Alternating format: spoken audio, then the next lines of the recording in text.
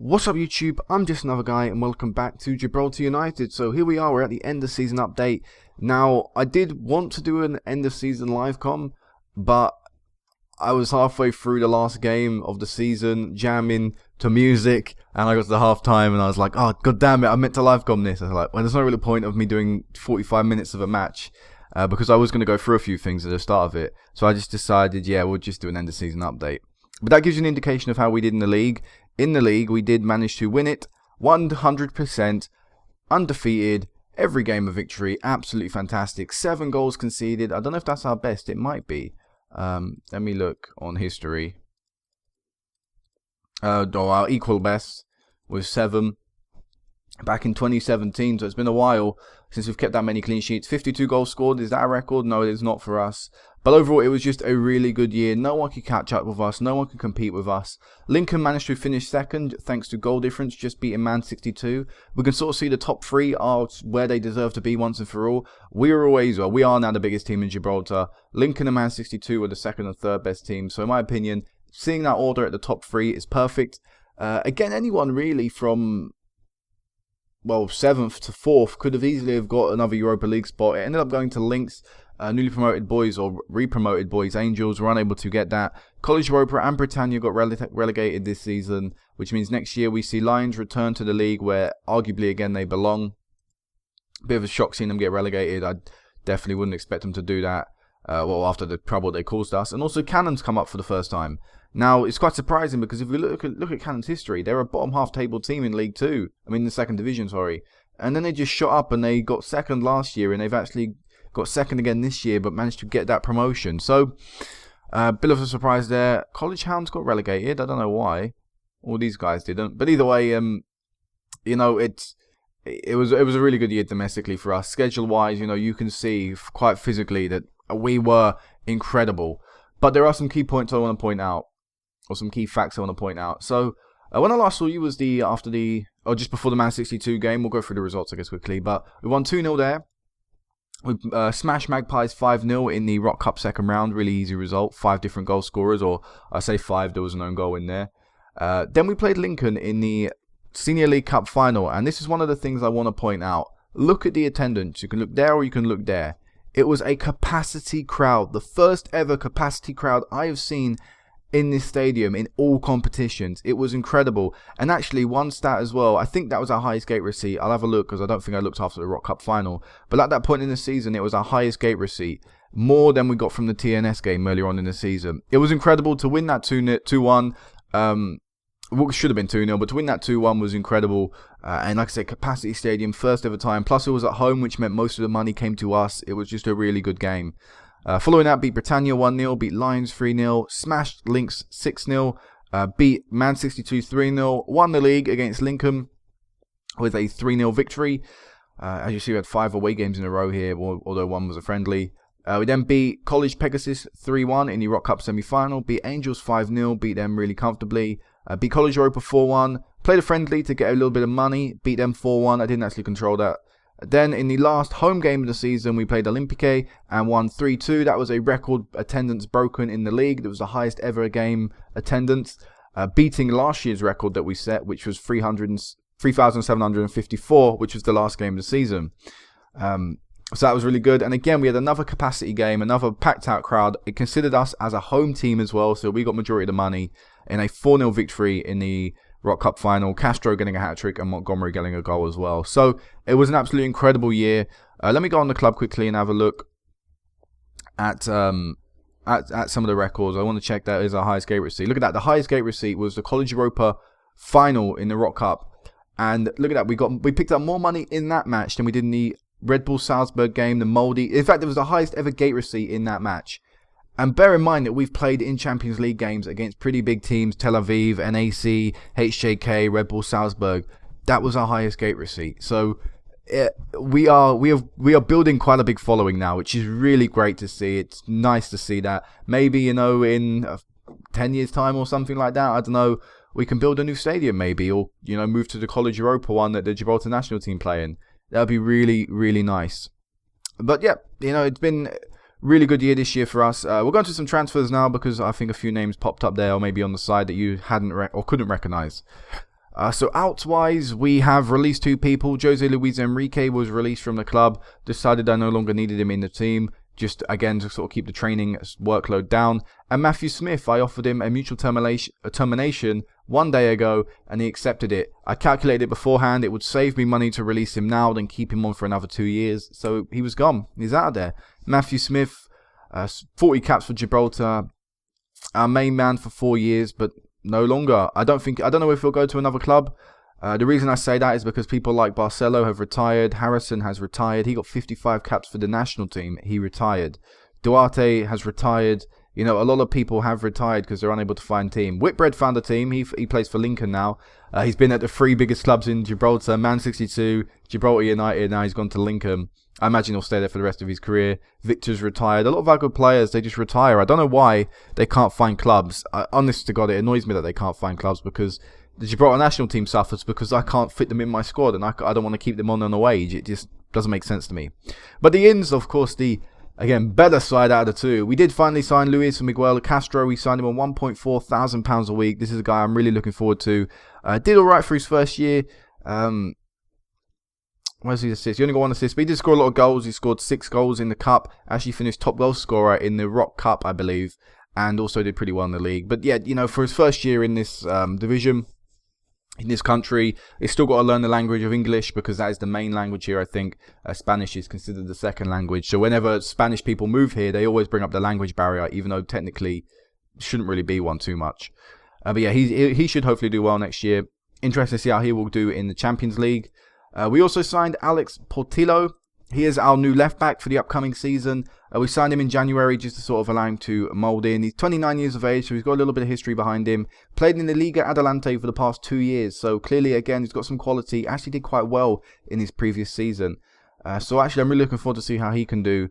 So far this season for us, anyway, he did incredibly well. No one could really beat him. A really, really class left back, apparently. Much better than Michael O'Donoghue and Burgess. So, you know what? Alex Portillo, pretty good. Or Alexi, or I think it's Alex.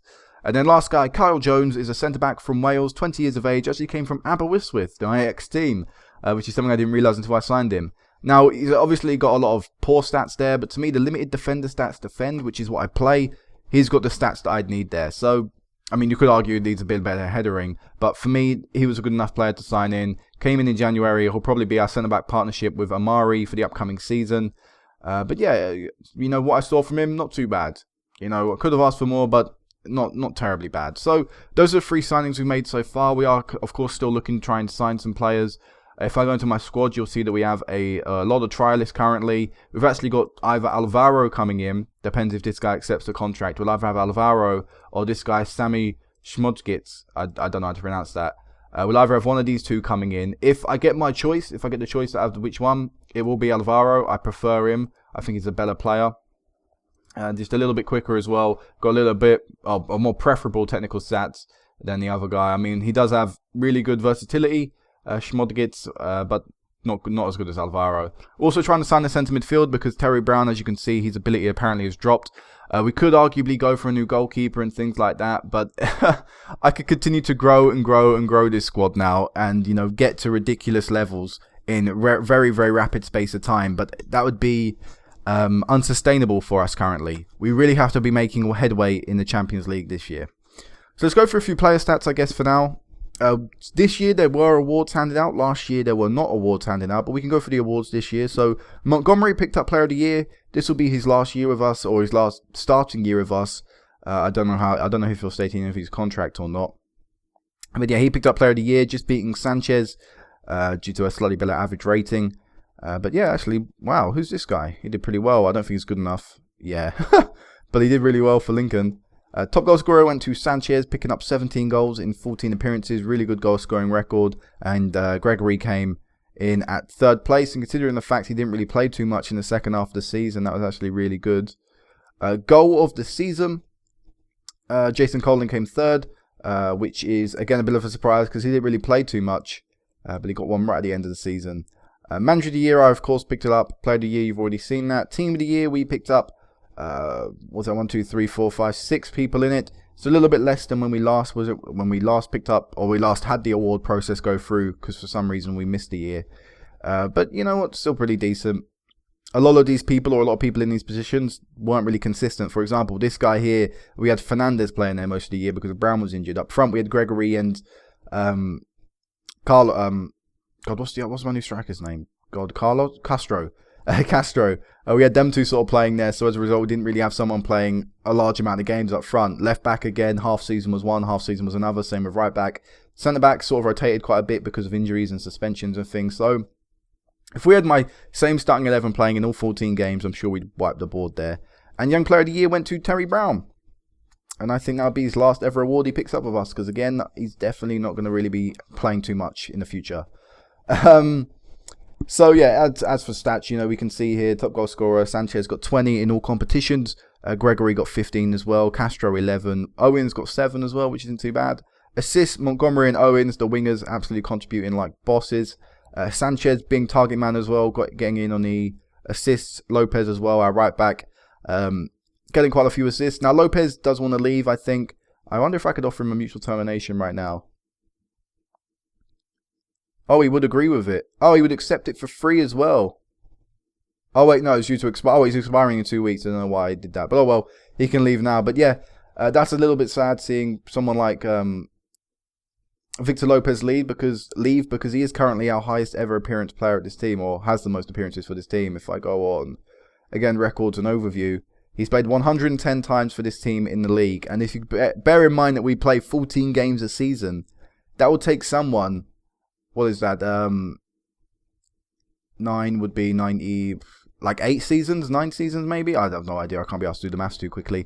But yeah, it will take someone a very long time to beat that amount of appearances for the club. So Victor Lopez will always be remembered as that right back we played for absolutely ages. Look at that. He's played for a long time for us. How many years is that? 1, 2, 3, 4, 5, 6, 7, 8. So yeah, it probably takes someone 9 to 10 seasons to beat his record, which is quite extraordinary, really.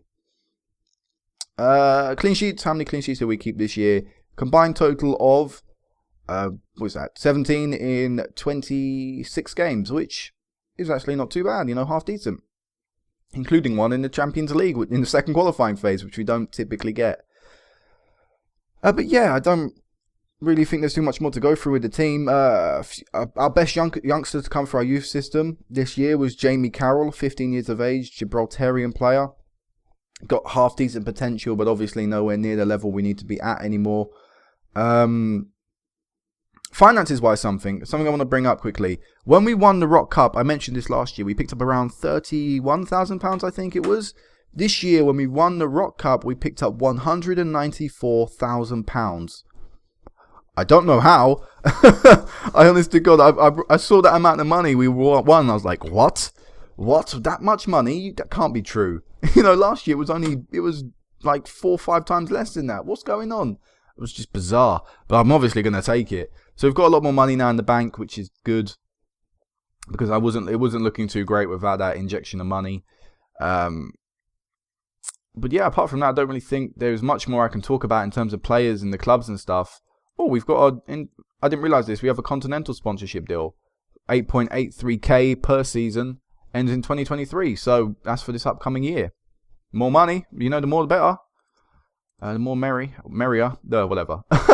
Moving on from that saying. Elsewhere, let's go through, like we normally do, how the league's grown and stuff like that.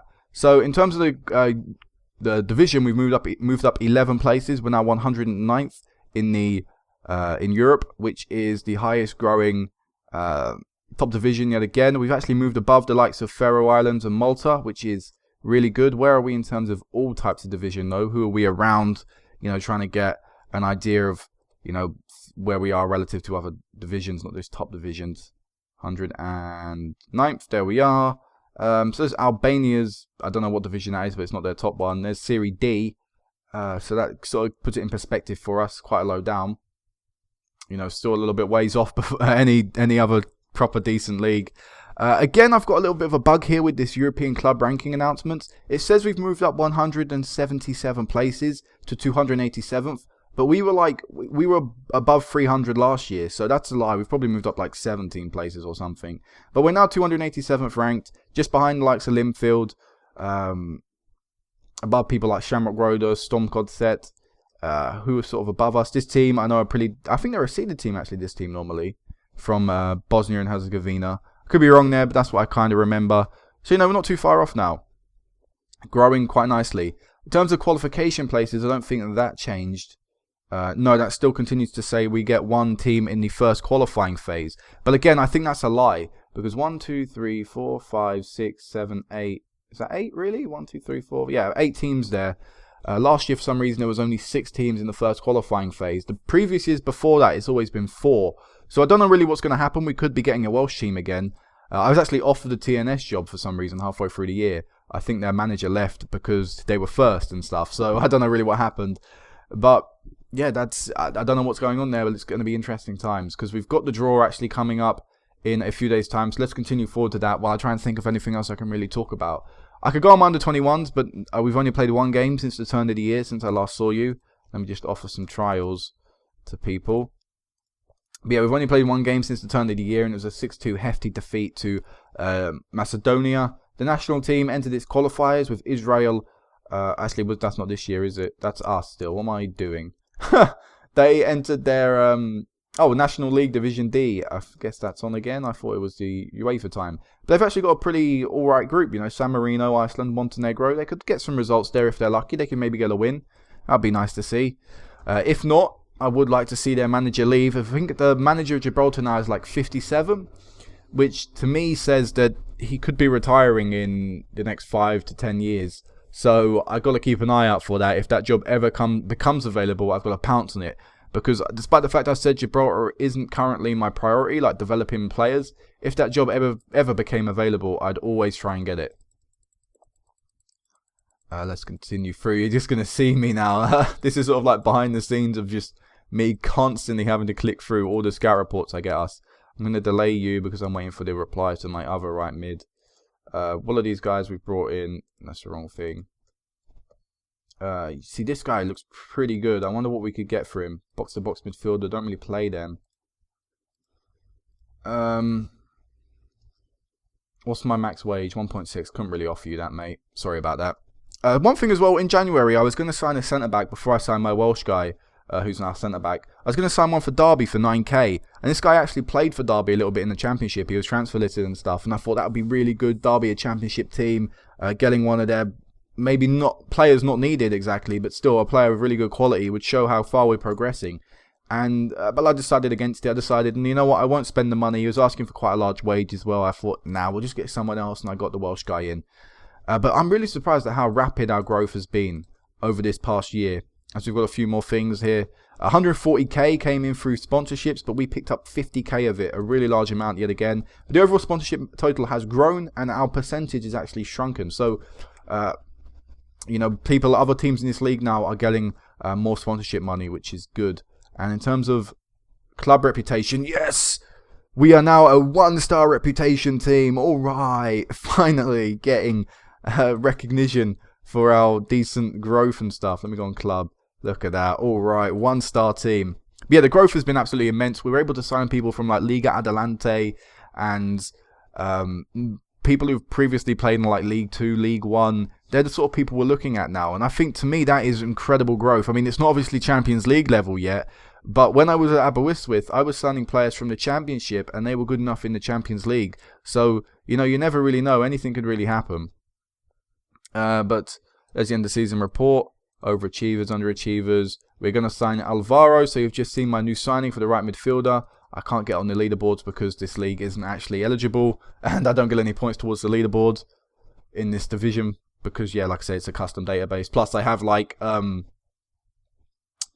have names and stuff on this corrected. Because, of course, in Germany and stuff, the names aren't registered. So, as a result, there are a lot of fake names. I had a sort of database adjustment added. So, when I started this save, I ticked that and ticked the Gibraltar database. And, as a result, I get the proper names for the tournaments, competitions, teams, and presses. And also have the Gibraltar database. So obviously that's going to make it completely null and void in terms of leadership or leaderboard points. God, this is taking an age to process, as it always does at the end of the season. I didn't think that one through. I thought I missed the end of season review because last year when I was doing this, there was no end of season review. It seems to just pick and choose this division when it wants to do end of season reviews and give me awards and or give my team awards and things like that. God, I may have to cut this out if this takes too long. Okay, guys, so I had to edit that bit out. It was just taking too long. It was ridiculous. But yep, Fans Player of the Year went to Montgomery. Best 11, you can see there. 2012, where are they now? Baldwin introduced to the overall Best 11. Look out, overall Best 11. How many of them are currently in this squad? Well, we've just signed a new right mid. So, technically, none of them. God, that's quite bad. There we go. Season's expectations have been set.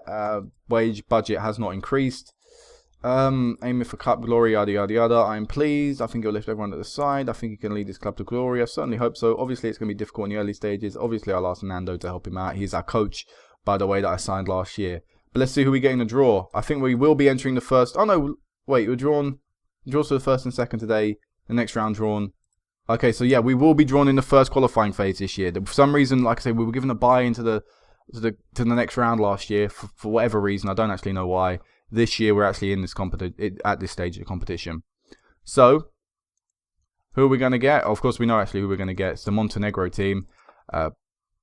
Petrovac, I think. I doubt they've actually had much history in this competition due to the fact they've got a very low coefficient point ranking. Yeah, in fact, the last time they were in Europe was all the way back in 2015. But they actually did decently well at that stage. They beat Bangor City at that time. I don't know who normally represents Montenegro in the national or in the Champions League. Let me have a look quickly. Normally, you'll see it as the highest rated team. This team, maybe. I don't know. But either way, it looks like we've got a team inexperienced in Europe. We'll be coming up against them at home first as well. So that'll be good. Hopefully get a good result there that we can carry on into the second leg and actually rest a few players up. For the second leg now, it said we were a seeded team. I doubt that's actually true. But let's scroll down and have a look. Oh no, we're going to get some really tough teams in the second group. Oh man, the first group always looks so nice. You know, KR, Viditon, Lech, this team from Slovakia. You know, they always look pretty decent. Our group, I mean, Partizan, Maribor, Astra, Tel Aviv, Botev, Dynamo, all tough teams. You're going to have to do very well to beat one of them. But let's see who we get. Oh my god. We will return to play Tel Aviv in the second qualifying phase. Brilliant. Absolutely brilliant. When was the last time we played them? 1, 2, 3, 4, 5 years ago. So 5 years ago, actually. It's a really long time ago. But on that occasion, we did put our first ever decent performance in a second qualifying phase game with a 1-0 defeat to them in the away leg. But in the home leg, we were atrocious. But again, I really want to emphasize, none of the players who featured in that squad will probably start in the match against them. Maybe Terry Brown, but hopefully we will sign a new centre mid by that time. Maybe not in time for the first qualifying phase because that draw has to be done that registration of the squad has to be done very soon. But hopefully we can actually pull in a half decent performance against them. That would be great. That would be ideal. So, this is going to be it for now, guys. Next time I will meet you back will be for the first qualifying phase game against the team from Montenegro. Hopefully we can get through. Of course, if we don't, that will be a complete embarrassment and I will be very, very annoyed. But we sort of need to improve from last year and I really want to be pushing on now with the Champions League campaign and getting past the second qualifying phase. So until then, guys, peace out.